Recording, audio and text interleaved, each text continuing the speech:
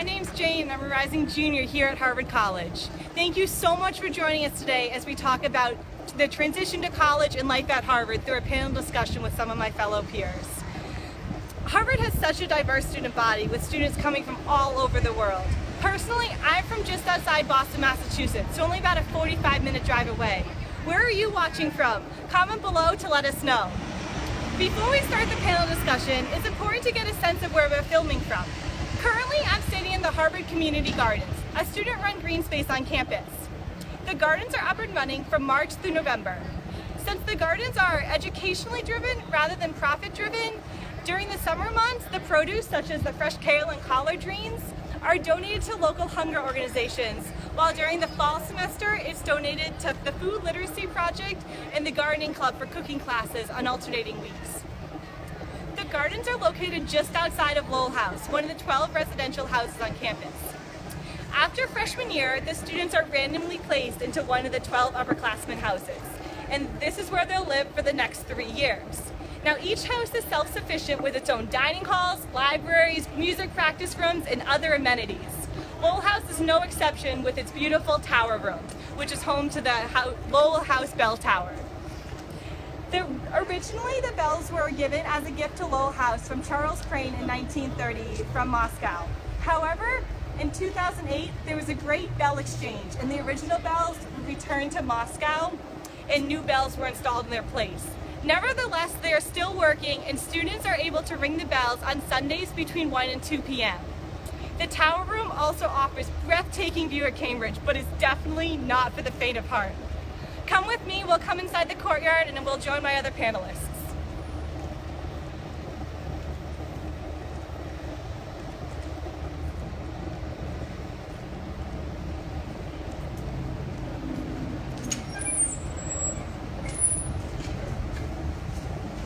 All the upperclassmen houses have this sort of courtyard, and it's the primary role of the faculty deans to have community events that brings everyone together. Lowell House is no exception, with its Thursday teas, faculty dinners, and other events bringing students, staff, and faculty members together. It's a great space for students to hang out, rather take a break from doing some work, and really enjoy the scenery.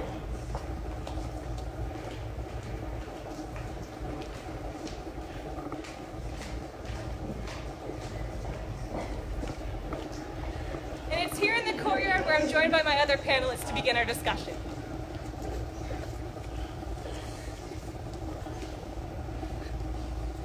Before we begin though, we'd like to introduce ourselves so you can get a better feel of who we are. Like I said, my name's Jane. I'm a rising junior here at the college. I'm concentrating in economics with a secondary in statistics. Originally, I'm from just outside of Boston, Massachusetts, but Currier House is my home on campus. Hi everyone, how's it going? My name is Leo. I am a rising senior at the college. I'm studying government with a secondary in statistics, and I'm from Houston, Texas, so the winter was pretty rough. So I live in Mather right now. It's pretty nice. I'm pretty excited to graduate, so if you have any questions, feel free to ask us. Hi everyone, I'm Anshi. I'm a rising sophomore at the college. I'm currently undecided, but will probably concentrate in history and literature. I'm from Boston, and I will call home Courier. I'm working for Harvard First Generation program, and we work with first gen prospective students and current students. If you have questions, feel free to reach out to us. And hey everyone, my name is Lewis. I'm a rising junior here at the college. Shout out to Queens, New York. That is my home. I actually am concentrating in history and science with a focus in medicine society, and I'm also pursuing a secondary in global health and health policy, so that is a mouthful. Right now I call Forsheimer House my home, and I'm working with the Harvard Financial Aid Initiative, so that's basically just like the way we can try to bring more awareness about the Harvard financial aid policy here on campus, and also how that relates to student life, so feel free to ask me any questions about that. The four of us are welcome to answer any questions you have, so please leave a comment below about anything you want us to answer. And Victoria, who's one of the administrators helping to put on this incredible live stream, will be alerting us of your incoming questions. So again, we're going to be talking about transition to Harvard, life at college, anything that falls in that realm, student experience, but I think we're ready to begin our first question. So how did you manage the transition from high school to college? What was the hardest part? What was the most exciting part? Yeah, I can answer that one. So Now, when I was transitioning from high school to college, like I said, I'm from Houston, Texas. They don't really have winter as much as we like to say we have winter and wear like nice winter coats and stuff.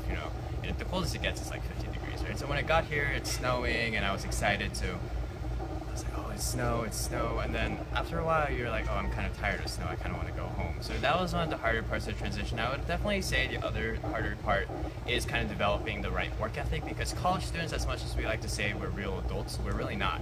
We're kids with a lot of free time. So kind of learning how to manage that free time effectively and efficiently was one of the best, not the best, one of the harder challenges for my transition to college.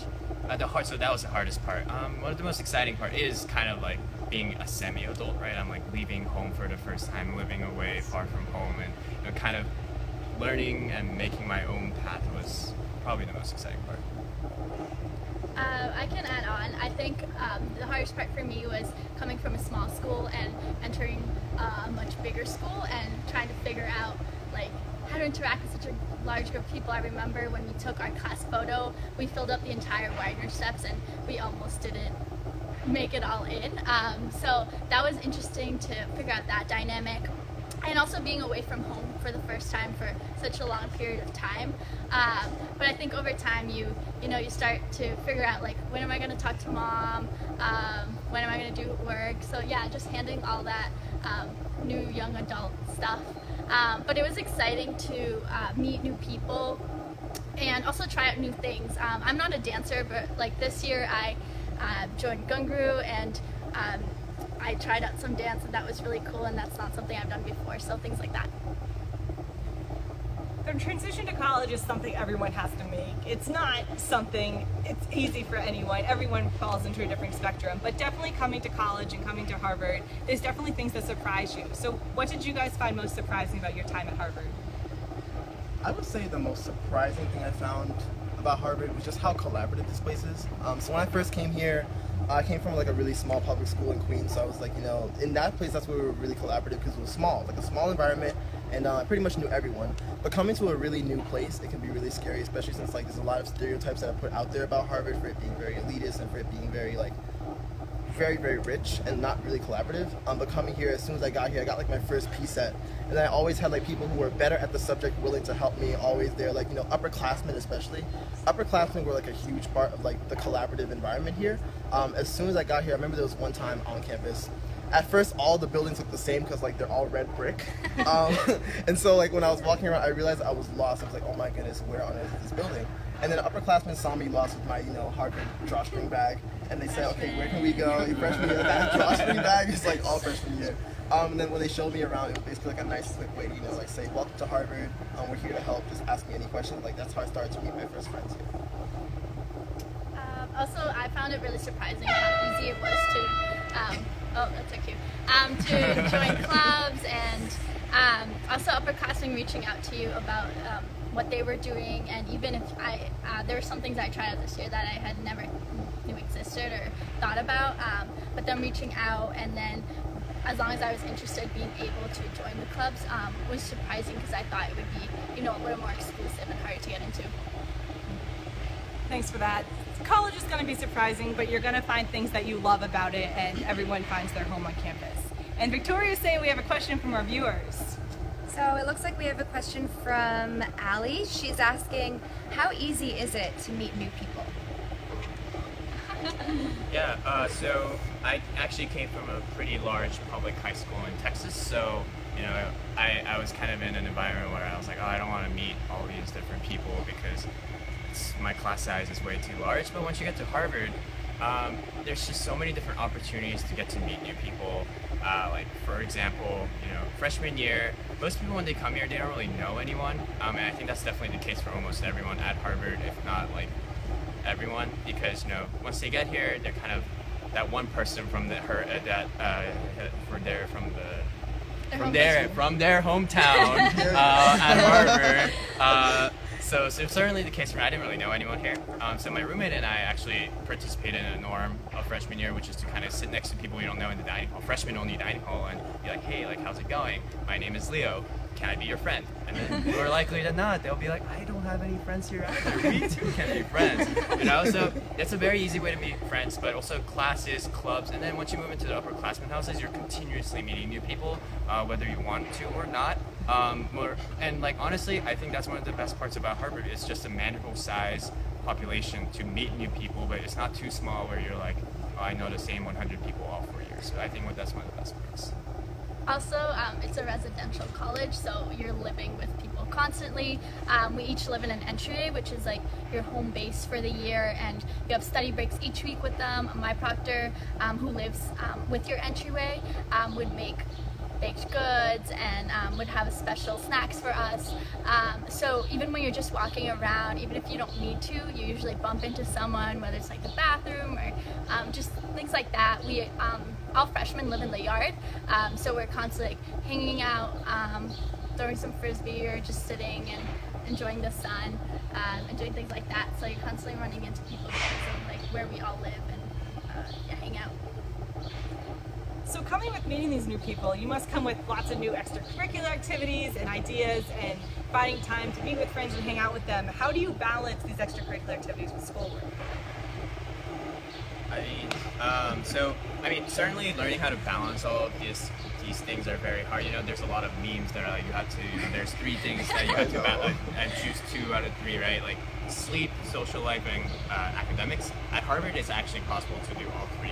And I never found anyone who was never able to sleep enough or never had enough time for school. And that's because everyone, once they're here, there's a lot of support for kind of figuring out what your time management skills are like and how to improve them, and figuring out a work schedule, whether it's more a scheduled one or a more flexible one, and kind of experimenting with that. It definitely takes time, but learning how to do that, there's a lot of support for doing that. Upperclassmen, teachers, proctors, and entryways, advisors, etc. Yeah, I would say like I definitely, coming to Harvard, I did not have the best transition here, simply because like I kind of sucked when it came to time management.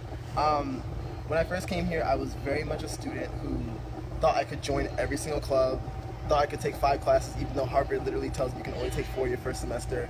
I thought that I could pretty much do it all. I think after the first semester, I quickly learned that that is not possible here. The most amazing thing you can do at Harvard, I think, is like really find those like 1, 2, maybe 3 extracurriculars that you really enjoy and you're really passionate about, and just pursue those and stick with those. And then when it comes to your classes, the idea of like, you picking your classes are just classes that you actually love. When you actually choose classes that you like, you usually do better in them, and you just naturally decide to figure out what your habits are and the type of things you like. And that also goes into time management, right? So that's like the biggest piece that I would say to students, like when it comes to time management, take your time, let the adjustment process go nice and slow, and you'll figure it out. Also, self-care is really important. I think that's a key part to like balancing academics and extracurriculars. Like, go have fun, take a break, take a shower. Do anything that you like to do is really important. I think when you're busy and trying to figure it out, it just keeps you sane, so like everything's more clear. So that's something that helps me when I'm struggling or I'm a little bit stressed about work. Treat yourself. And get sleep. Yeah, definitely. So that leads very nicely into a question we get a lot. What do you do for fun on campus? Nothing. We swear we're joking. Yeah, there's a lot to do here. Let's see. I'll go like a typical Friday night or Saturday night. So on a Friday night after like all my classes and after work, I'll usually go out to a party. It could be hosted by any of the on-campus student organizations, or it could be like off campus. There's actually a lot of schools in the Boston area, so I'll go to like BU or Northeastern to go for a party. On a Saturday night, since I don't like to do 2 days in a row with partying because that's just too much for me, I might just like chill out with my friends. We might go to a movie, or we might just sit down and like talk about a bunch of different things, philosophical things. Also during the week, there's a lot of student events that are held here on campus, and people are really, really active. So you can go to like the Institute of Politics at the Harvard Kennedy School of Government. You can go to a big talk, or you can just like go to one of your friends' organizations. Usually people just invite me to those places. So I think there's always stuff to do on campus. It's just a matter of like knowing people, and honestly, knowing people here on campus is like the easiest thing to do. You can also go exploring out in Boston. So since I'm a local, a lot of people like from Texas or from California always want to explore Boston and see what it's like. So something that I like to do is like be a tour guide of my home city and take people around. Just showing people like where they can shop, find new restaurants, things like that. Yeah, I also go to parties sometimes, and there's tons to do in Cambridge. Cambridge has a lot of like festivals in the city, so there's always something to do on the weekends.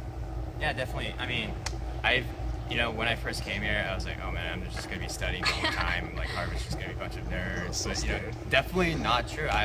I was surprised by how many things there are to do on weekends and the weekdays. So it's really a very luxurious option to kind of have all these different options to choose from on the weekends, like kicking back with friends, going out to a party, exploring Boston with a native friend, or exploring museums, or going to view movies and stuff like that. It's really fun. It's not boring. Yeah. There's lots of stuff to do on campus. And thank you guys for submitting your questions. If you have any more, let us know, but I think we have another one right now.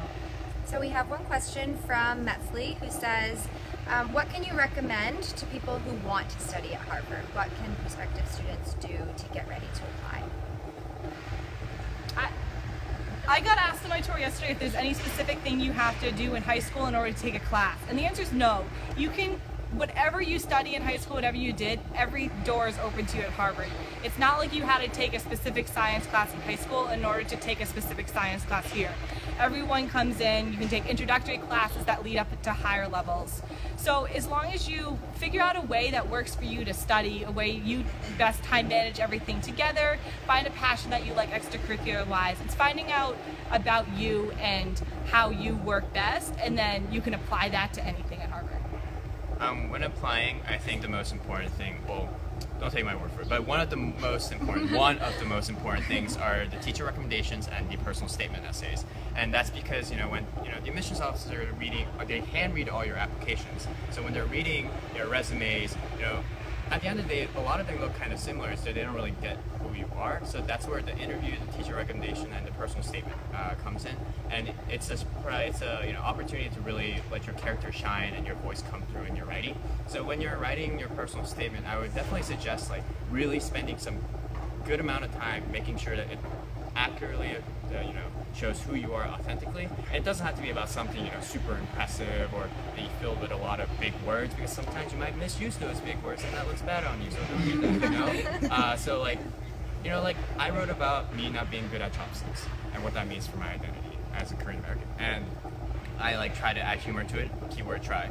A+ for effort. And I try to make my voice shine through, and I think that having an opportunity to do that is your personal statement, and then make sure you find teachers that you're close to, not necessarily teachers that you got an A in their class, because that doesn't necessarily mean they know who you are as a student, as a person in an educational setting, right? That just means you're good at the test. I mean, they're not mutually exclusive, but they're not the same.